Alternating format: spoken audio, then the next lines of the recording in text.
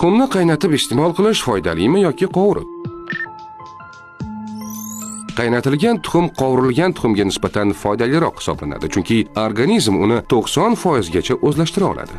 Yog'da qovurish natijasida foydali moddalar yo'qoladi va ya'ni guruh vitaminlari B2, B6, B9, folik kislotasi, B12. Bu vitaminlar yuqori haroratga sezgir bo'lib, qovurish jarayonida kamayadi. Misol uchun, folik kislotasi B9 qovurishda 20-30% gacha yo'qoladi.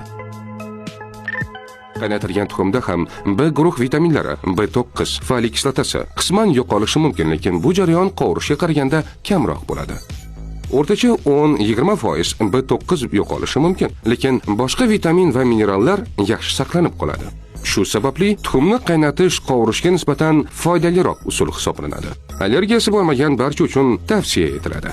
Kuniga 2-3 ta qaynatilgan tuxum iste'mol qilish tananing zarur aminokislotalarga bo'lgan ehtiyojini sezilarli darajada kamaytiradi.